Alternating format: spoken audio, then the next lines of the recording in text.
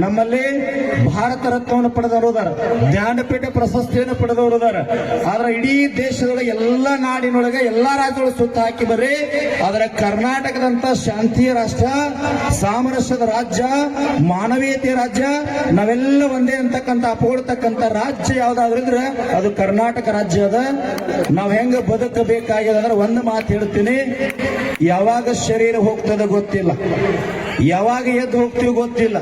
Covid ಒಳಗೂ ಸಹಿತ ನಮಗ ನಿಮಗ ಏನೋ ಆಗ್ಲಾರ್ದ ನಾವೆಲ್ಲ ಜೀವಂತ ಅದೀವಿ ಅಂತಂದ್ರ ಮಹಾತ್ಮರ ಆಶೀರ್ವಾದದಿಂದ ನಾವು ನೀವೆಲ್ಲ ಗಟ್ಟಿದೀವಿ. ಆದ್ರೆ ನಮ್ಮ ಕೆಲಸ ಏನಾಗಬೇಕು ಅಂತಂದ್ರ ನಮ್ಮ ಆಸ್ತಿ, ನಮ್ಮ ಶ್ರೀಮಂತಿಕೆ, ನಮ್ಮ ಅಧಿಕಾರ, ನಮ್ಮ ಜ್ಞಾನ ಇದೆಲ್ಲ ಸಮಾಜಕ್ಕಾಗಿ ಆಗಬೇಕು, ಉದ್ಧಾರಕ್ಕಾಗಿ ಆಗಬೇಕು. ಜಾತ್ಯತೀತ ಭಾವನೆಯಿಂದ ನಾವೆಲ್ಲ ಒಂದು ಅಂತಕ್ಕಂಥ ಭಾವದಿಂದ doctor B R Ambedkar, Sangolli Rayanna, Basavanna ಕಟ್ಟಿದ ನಾಡಿನೊಳಗ ಸಮಾನತೆಯನ್ನು ಬದುಕಿದ್ರೆ ಮಾತ್ರ ಕರ್ನಾಟಕವನ್ನು ಕಟ್ಟಲಿಕ್ಕೆ ಸಾಧ್ಯದ, ಭವ್ಯ ಭಾರತವನ್ನು ಕಟ್ಟಲಿಕ್ಕೆ ಸಾಧ್ಯದ ಅಂತ ಹೇಳಿ ನನ್ನೆರಡು ಮಾತುಗಳನ್ನು ತಮ್ಮೆಲ್ಲ ಉಪವಸ್ಥೆ ಮುದುಕನ್ ತನಕ ಕೈಯೊಳಗೆ ಮೊಬೈಲ್ ಇಲ್ಲ ಅಂದ್ರೆ ಜಗತ್ತು ನಡೆಯುದಿಲ್ಲ. ಕೆಲವೊಬ್ಬರು ಮೊಬೈಲ್ ಭಾಷೆಯೊಳಗೆ ಮಾತನಾಡ್ತಾರೆ, ಸಂಸ್ಕೃತಿ ಹಂಗಿರ್ತದ. ನಾನೊಂದು ಹಾಸನ ಜಿಲ್ಲೆ ಅರಸೀಕೆರೆ ಕಾರ್ಯಕ್ರಮಕ್ಕೆ ಹೋಗಿದ್ದೆ, ನನ್ನ ಭಕ್ತ ಸೋಮ ಅಂತ ಹೇಳಿ. ಕಾರ್ಯಕ್ರಮ ಮುಕ್ತಾಯ ಆಯ್ತು, ಯಪ್ಪ ಮನೆಗೆ ಹೋಗೋಣ್ರಿ ಅಂತಂದ, ಹೋಗೋ ನಡಿ ಅಂತಂದೆ. ಅವ ಏನ್ ಮಾತಾಡಿದ್ರು ಮೊಬೈಲ್ ಭಾಷೆಯೊಳಗ, ಮೊಬೈಲ್ ಸಂಸ್ಕೃತಿಯೊಳಗೆ ಮಾತನಾಡ್ತಾ ಇದ್ದ. ಬಹಳ ದೊಡ್ಡ ಮನಿ ಅದು. ಮನೆ ಮುಂದೆ ಕರ್ಕೊಂಡು ಹೋದ, ಎರಡು ಮಕ್ಕಳು ಆಡ್ತಾ ಇದ್ದು. ಸೋಮ ಈ ಹೆಸರು ಅಂತಂದಾಗ ಒಂದ್ ಏರ್ಟೆಲ್ ಕುಮಾರ್ ಇಟ್ಟಿನ್ರಿ, ಇನ್ನೊಂದು ಜಿಯೋ ಜಗನ್ನಾಥ್ ಇಟ್ಟಿನ್ರಿ ಅಂದ. ಏನ್ ಅನಿಸ್ಲಿಲ್ಲ. ಮನಿ ಒಳಗೆ ಹೋಗಿ ಸೋಫಾ ಸೆಟ್ ಮ್ಯಾಗ ಕುಂತೆ ಒಬ್ಬ ದಪ್ಪ ಹೆಣ್ಮಗಳು ಚಹಾ ತಗೊಂಡು ಈ ಕಡೆ ಬಂದಳು. ಸೋಮ ಈ ಹೆಣ್ಮಗಳು ಯಾರು ಅಂತಂದೆ. ಯಪ್ಪ ಆಕಿನಾರಿ ನನ್ನ ಹೆಂಡತಿ ಓಲ್ಡ್ ನೋಕಿಯಾ ಸೆಟ್ ಎಂದವ. ಇಷ್ಟು ಸಂಶಯ ಚಲೋ ಆತ. ಒಂದು ವಯಸ್ಸಾದ ಮುದುಕಿ ಕಾಲ್ ಹಿಡ್ಕೊಂತ ಕೋಲ್ ಹಿಡ್ಕೊಂತ ಬಂತು. ಸೋಮ ಈ ಅಜ್ಜಿ ಯಾರು ಅಂತಂದೆ. ಯಪ್ಪ ಆಕಿನಾರಿ ನನ್ನ ತಾಯಿ ಕೊಯ್ನ ಬಕ್ಸ್ರಿ ಎಂದವ. ಮುದುಕ ಬಂದ ಸೋಫಾ ಸೆಟ್ ಮ್ಯಾಗ ಕುಂತ. ಸೋಮ ಈ ಅಜ್ಜ ಯಾರು ಅಂತಂದೆ. ಯಪ್ಪ ಅವನರಿ ನಮ್ಮಪ್ಪ STD ಬೂತ್ರಿ ಎಂದವ. ವಿಷಯ ಬಂದಿತ್ತು, ನನಗೆ ಮೊಬೈಲ್ ಅಂಗಡಿ ಒಳಗೆ ಬಂದೀನಿ ಅಂತೇಳಿ ಎದ್ದು ಹೋಗ್ಬೇಕನ್ನೋದ್ರೊಳಗೆ ಮ್ಯಾಗ ಒಂದು ಫೋಟೋ ಇತ್ತು, ಭಾವಚಿತ್ರ. ವಯಸ್ಸಾದ ಮುದುಕೊಂದು ಕುಂಕುಮ ಹಚ್ಚಿ ಮಾಲಿ ಹಾಕಿದ್ರು. ಹೋಗುವಾಗ ಇದೊಂದು ಕೇಳಿ ಹೋಗ್ಬೇಕಂತ ಸೋಮ ಈ ಅಜ್ಜನ ಫೋಟೋ ಯಾರ್ದು ಅಂತಂದೆ.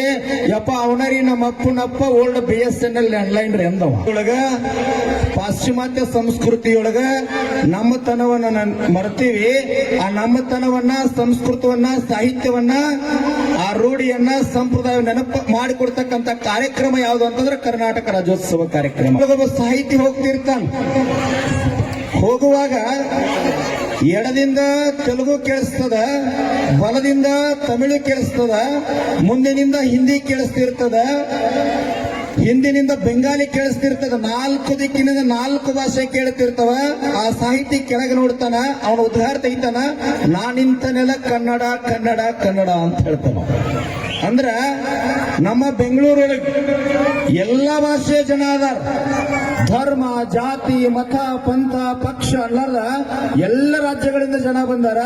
ಎಲ್ಲ ಭಾಷೆ ಕೇಳ್ತಾವ. ಆದ್ರೆ ಎಲ್ಲರ ಅಪ್ಕೊಂಡು ಬದುಕ್ತಕ್ಕಂಥ ಸಂಸ್ಕೃತಿ ಕರ್ನಾಟಕದೊಳಗದ ಅಂತ ಹೇಳ್ತಾರೆ. ಇವತ್ತು ದೇಶದೊಳಗೆ ಬಹಳಷ್ಟು ರಾಜ್ಯಗಳದವು. ಯಾವುದನ್ನ ಗುಜರಾತ್ ಮಾತೆ, ಮಹಾರಾಷ್ಟ್ರ ಮಾತೆ, ಪಂಜಾಬ್ ಮಾತೆ, ಉತ್ತರ ಪ್ರದೇಶ ಮಾತೆ ಅಂತ ಕರೆಯುವುದಿಲ್ಲ. ಕರ್ನಾಟಕವನ್ನ ಮಾತ್ರ ಕರ್ನಾಟಕ ಮಾತೆ ಅಂತ ಕರೀತಾರ. ಯಾಕಂದ್ರ ಇಡೀ ದೇಶದ ಯಾವುದೇ ರಾಜ್ಯದಿಂದ, ಯಾವುದೇ ಪ್ರದೇಶದಿಂದ ಬಂದಿರತಕ್ಕಂತ ವ್ಯಕ್ತಿಯನ್ನ ನಮ್ಮವರು ಅಂತ ಅಪ್ಕೊಳ್ತಕ್ಕಂತ ದೇಶದೊಳಗೆ ಒಂದೇ ಒಂದು ರಾಜ್ಯ ಅಂದ್ರ ಅದು ನನ್ನ ಕನ್ನಡ ನಾಡು ಮಾತ್ರ ಅದಂತ ಹೆಮ್ಮೆಯಿಂದ ಹೇಳ್ಬೇಕು ನಾವೆಲ್ಲ. ಸಾಹಿತ್ಯ ಬೆಳೆದದ, ಸಂಸ್ಕೃತಿ ಬೆಳೆದದ, ಭಾಷೆ ಬೆಳೆದದ, ಒಡನಾಟ ಬೆಳೆದದ, ನಮ್ಮ ಕಮ್ಯುನಿಕೇಶನ್ ಸ್ಕಿಲ್ ಬೆಳೆದದ. ಅದರ ಹಿಂದೆ ಏನಿದ್ರಲ್ಲ ಅದು ಹಾಕಿಕೊಟ್ಟ ಪದ್ಧತಿ ಬಹಳ ಸಂಸ್ಕಾರಯುತವಾಗಿರ್ತಕ್ಕಂಥದ್ದು. ಪಂಪ ಹೇಳ್ತಾನೆ, ಕುಲಂ ಕುಲಮಂತು ಮಾನವ ಚಲ, ಕುಲಂ ತಾನೊಂದೇ ಒಲಮಂತ. ಪಂಪ ಕವಿ ಹೇಳಿರ್ತಕ್ಕಂಥದ್ದು. ಅದನ್ನೇ ಕನಕದಾಸರು ಹೇಳ್ತಾರೆ, ಕುಲ ಕುಲವೆಂದು ಹೊಡೆದಾಡದಿರಯ್ಯ, ನಿನ್ನ ಕುಲದ ನೆಲೆಯನ್ನೇನಾದರೂ ಬಲ್ಲಿರ ಅಂತ ಕೇಳ್ತಾರೆ. ಇವರೆಲ್ಲ ಬಹಳ ದೊಡ್ಡ ಶಿಕ್ಷಣ ಸಂಸ್ಥೆಗಳು ಕಲ್ತಂತವ್ರಲ್ಲ. ಹಳ್ಳಿ ಭಾಷೆಯೊಳಗೆ ಬರೆದಿರ್ತಕ್ಕಂಥ ಶಬ್ದಗಳು. ಶಿಶುನಾಳ ಶರೀಫ್ ಸಾಹೇಬ್ರಂತ ಆಗಿ ಹೋದ್ರು ಆ ಭಾಗದೊಳಗೆ, ಧಾರವಾಡ ಜಿಲ್ಲೆ ಶಿಗ್ಗಾಂವ್ ತಾಲೂಕು ಆ ಭಾಗದೊಳಗೆ ಬರ್ತಾರ. ಅವ್ರು ಹೆಂಗ್ ಬರ್ದಾರಂದ್ರ, ಬೋಧ ಒಂದೇ ಬ್ರಹ್ಮ ನಾದ ಒಂದೇ, ಸಾಧನ ಮಾಡುವ ಹಾದಿ ಒಂದೇ, ಆದಿ ಪದ ಒಂದೇ, ಶಿಶುನಾಳ ದೀಶನ ಭಾಷೆ ಒಂದೇ. ಒಂದೇ ಒಂದು ಸಾಲಿನೊಳಗ ಇಡೀ ಅಧ್ಯಾತ್ಮ ಬದುಕನ್ನ ಕಟ್ಟಿಕೊಟ್ಟಿರ್ತಕ್ಕಂಥವ್ರು ಅದಾರ.